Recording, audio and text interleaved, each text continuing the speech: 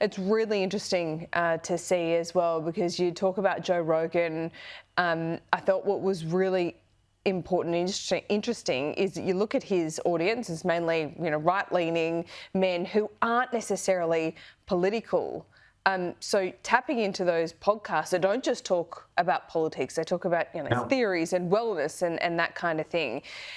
Joe Rogan was also going to interview Kamala Harris too, but he would have had to travel to her. She only wanted to give him an hour, so he declined in the end. And she was the loser for not doing that, really, wasn't she? She was. And, and also she was getting pushback from inside her campaign saying, Joe Rogan has said a lot of things that are offensive. And, that was another problem Democrats had. Like, they didn't want to offend people, so therefore they didn't reach out to people. And that was a big mistake. And particularly, if you look at the gender gap, like, Democrats did so poorly with men and they didn't do well enough with women. Yeah. So, who are the audiences that men are listening to and could give you a second look? And they made mistakes there. Yeah, absolutely. And this is really important. I mean, we have a federal election in just a couple of months. The landscape has changed a little bit. I think the US, certainly the result there has changed the dynamics here a little bit. I don't want to overstate it, but it's certainly changed it a little bit.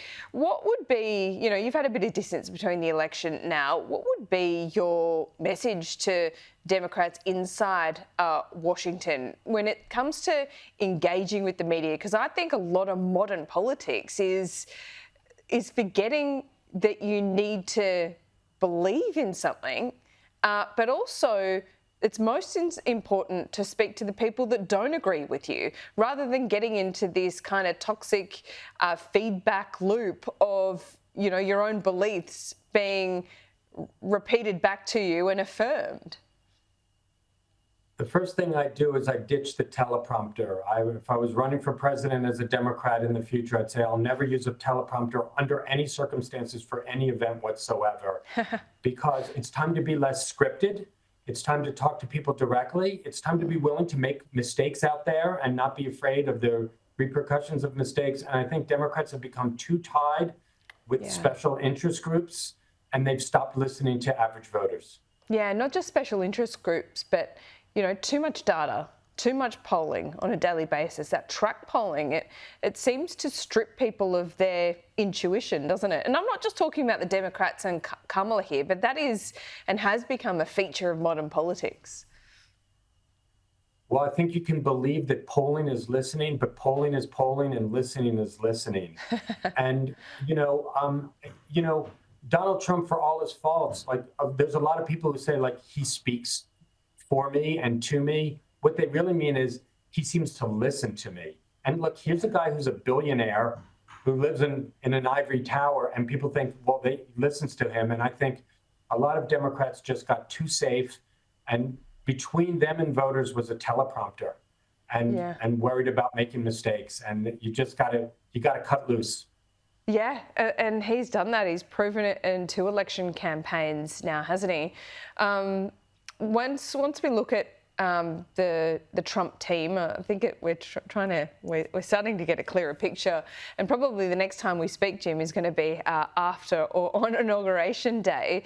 What is his team looking like now?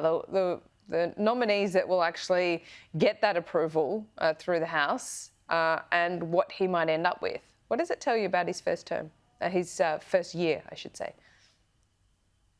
Yeah, so I think what's really interesting about his team, and I'm not saying this is a good thing, but a lot of his top cabinet picks, it's a fusion between the entertainment world and politics. So you've got a lot of folks that were, on Fox News or other broadcasts, or, ran the Worldwide Wrestling Federation, and, really don't have a lot of political experience or government experience. That could work, or it could really come back to bite them, because this job, this ain't easy doing this stuff. It certainly isn't. Jim, Merry Christmas to you and your family. I hope you have somewhat of a break. Have you got any final thoughts going into Christmas? Would you rather forget this year or using it as motivation into the next? This was a really tough year for a Democrat, but I'm ready. I've got my fighting gloves on. I'm ready to go next year. Okay. Good to see you. Have a nice break if you get one. Thank you. You too.